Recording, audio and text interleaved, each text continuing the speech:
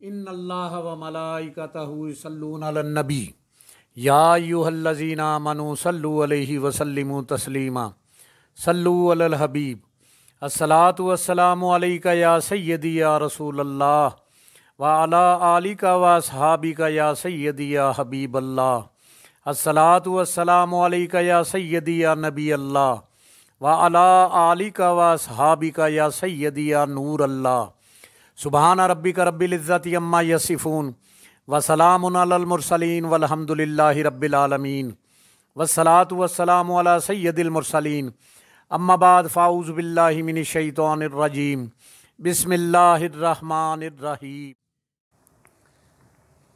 کیا امامہ شریف صرف پیچھے کی جانب لٹکانا ہی سنت ہے یا دائیں بائیں بھی لٹکا سکتے ہیں؟ اور اس کا ترہ یا کلہ جو اوپر کو بڑا ہوتا ہے یہ بھی سنت میں داخل ہے؟ اس ضمن میں عرض کرتا ہوں، رسول اکرم صلی اللہ علیہ وآلہ وسلم نے امامہ شریف باندھا اور ٹوپی مبارک بھی پہنی۔ رسول اکرم صلی اللہ علیہ وسلم کی سنت مبارکہ امامے کا شملہ کندھوں کے درمیان لٹکانا ہی ہے، مگر دائیں بائیں لٹکانے کی ممانعت نہیں ہے، لیکن یہ سنت سے ثابت نہیں ہے۔ لیکن اس کا کلہ یا ترہ جو کھڑا ہوتا ہے سنت میں داخل نہیں ہے۔ نبی پاک صلی اللہ علیہ وسلم نے امامہ شریف بھی باندھا، ٹوپی بھی پہنی، لہٰذا یہ دونوں عمل ہیں آپ صلی اللہ علیہ وسلم کی سنت مبارکہ میں شامل ہیں، جیسا کہ درج ذیل مستند احادیث مبارکہ سے ثابت ہے۔ حضرت عمر بن حریث رضی اللہ تعالیٰ عنہ روایت کرتے ہیں کہ گویا میں اس وقت بھی تصور میں رسول اکرم صلی اللہ علیہ وآلہ وسلم کو ممبر مبارک پر تشریف فرما دیکھ رہا ہوں کہ آپ صلی اللہ علیہ وسلم نے سیاہ امامہ شریف باندھا ہوا ہے اور اس کے دونوں شملوں کو اپنے مبارک کندھوں کے درمیان لٹکایا ہوا ہے۔ حضرت جابر بن عبداللہ رضی اللہ تعالیٰ عنہ بیان کرتے ہیں، حضور نبی کریم صلی اللہ علیہ وسلم فتح مکہ کے روز سیاہ امامہ باندھے ہوئے مکہ میں داخل ہوئے۔ امامہ شریف کا شملہ دونوں کندھوں کے درمیان ہونے کا ذکر کیا ہے۔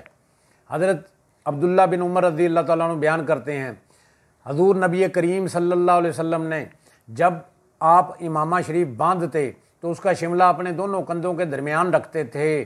آپ صلی اللہ علیہ وسلم کا مرض وصال کے ایام میں سر میں درد میں اضافہ ہوا تو تب بھی باندھنا ثابت ہے۔ حضرت فضل بن عباس رضی اللہ تعالیٰ بیان فرماتے ہیں کہ میں رسول صلی اللہ علیہ وسلم کے مرض وصال کے ایام میں حاضر ہوا تو آپ صلی اللہ علیہ وسلم کے سر مبارک پر زرد رنگ کا صافہ تھا۔ میں نے سلام عرض کیا تو آپ صلی اللہ علیہ وآلہ وسلم نے فرمایا، اے فضل، میں نے عرض کیا لبیک یا رسول اللہ صلی اللہ علیہ وسلم۔ نبی پاک صلی اللہ علیہ وسلم نے فرمایا، اس صافہ سے میرا سر کس کے باندھ دو۔ میں نے ایسا ہی کیا۔ پھر آپ صلی اللہ علیہ وآلہ وسلم نے اٹھ کر بیٹھے اور اپنے دونوں دست مبارک میرے کندھوں پر رکھ کر کھڑے ہوئے۔ پھر آپ صلی اللہ علیہ وسلم مسجد میں تشریف لے گئے۔ زعفران سے رنگا ہوا امامہ شریف باندھنا بھی ثابت ہے۔ حضرت عبداللہ بن جعفر رضی اللہ تعالیٰ عنہ بیان کرتے ہیں، میں نے حضور نبی اکرم صلی اللہ علیہ وآلہ وسلم کے جسم اطہر پر زعفران میں رنگے ہوئے 2 کپڑے، چادر اور امامہ دیکھے۔ امامہ شریف باندھنے کا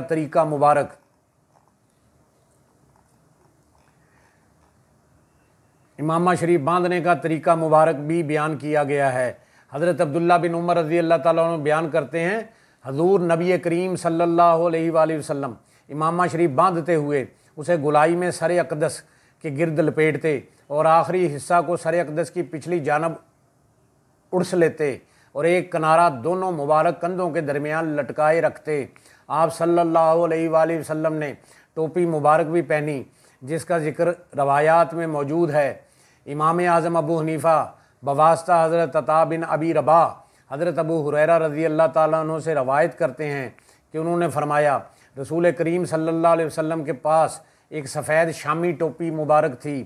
حضرت عبداللہ بن عمر رضی اللہ تعالیٰ عنہ بیان فرماتے ہیں، رسول اکرم صلی اللہ علیہ وآلہ وسلم سفید ٹوپی مبارک پہنا کرتے تھے۔ مذکورہ بالا تصریحات کی روشنی میں اسلام میں مردوں کے لیے ریشم کا کپڑا پہننا جائز نہیں ہے اور اس کے علاوہ کسی قسم کے کپڑے پہننے کی ممانعت نہیں ہے، لیکن ریشم کے علاوہ ہر کپڑا جو ستر عورت یعنی چھپانے کی جگہ چھپائے، زیب و زینت دے اور گرمی سردی کی شدت سے بچائے، اس کا مردوں کے لیے پہننا اور امامہ باندھنا جائز ہے۔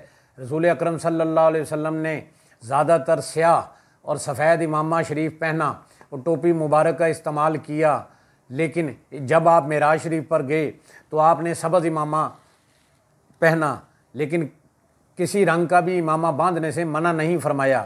لہذا شخصیت کے مطابق جو رنگ خوبصورت لگے اسی رنگ کا امامہ باندھ سکتے ہیں، اس میں شرعی طور پر کوئی ممانعت نہیں۔ امامہ کی لمبائی ضرورت کے مطابق رکھ سکتے ہیں، کوئی شرعی قید نہیں۔ آپ صلی اللہ علیہ وآلہ وسلم نے امامہ باندھنے کا کوئی طریقہ مختص نہیں فرمایا، لہذا جو مناسب ہو وہ طریقہ اپنا سکتے ہیں۔ امامہ پر نقش وغیرہ کی ممانعت نہیں ہے، لیکن شخصیت کے مطابق خوبصورت لگنا چاہیے۔ امامہ کے لیے کوئی رنگ پسندیدہ نہیں، لیکن جس رنگ کا بھی امامہ پہنا جائے باوقار ہونا چاہیے۔ زعفران سے رنگا ہوا امامہ پہننا سنت سے ثابت ہے، لیکن پہلے بھی بیان کر دیا گیا ہے کہ کسی رنگ کی کوئی قید نہیں۔ حضور صلی اللہ علیہ وآلہ وسلم نے امامہ شریف باندھنے کا جو طریقہ اپنایا وہ مذکورہ بالا میں نقل کر دیا گیا ہے، لیکن آپ صلی اللہ علیہ وسلم نے کوئی طریقہ مسلمانوں کے لیے خاص نہیں کیا، لہذا ہمارے لیے کوئی طریقہ مخصوص نہیں ہے، مگر یہ ہو سکتا ہے کہ غیر مسلم کسی طریقہ کو اپنے لیے خاص کر لیں، یعنی اس طرز کا امامہ دیکھتے ہی لوگ سمجھیں کہ یہ فلاں مذہب کا شخص ہے۔ ایسی صورت میں مسلمانوں کو چاہیے اس امتیازی طریقہ کار سے پرہیز کریں۔ مسل کی بنیاد پر امامہ کی کوئی تقسیم نہیں ہے۔ اللہ پاک سے دعا ہے جن سے وہ پیار کرتا ہے ہمیں ان کا ادب عطا کرے، اپنے نیک بندوں کی صحبت عطا فرمائے، ہمیں بادب بعمل عاشق رسول بنائے۔ اللہ کریم ہمیں راہ حق پر چلنے کی، حق بات کہنے کی، سننے کی اور اس پر عمل کرنے کی توفیق عطا فرمائے۔ ہم سب کی جان آقا کریم صلی اللہ علیہ وآلہ وسلم کا فرمان عالی شان ہے، جو شخص میری امت میں نیکی پھیلائے یا اچھی بات پہنچائے اللہ اس سے پیار کرتا ہے اور جنت اس کا مقدر ہے۔ یا الہی کر کرم کروا کرم، دونوں جہاں میں رکھ شرم۔ جس کسی نے بھی دعا کے واسطے یا رب کہا، کر دے پوری آرزو ہر بے کس و مجبور کی۔ جس کسی نے بھی دعا کے واسطے یا رب کہا، کر دے پوری آرزو ہر بے کس و مجبور کی۔ آمین بجاہ نبی الکریم الامین، وآخر دعواہم ان الحمد للہ رب العالمین۔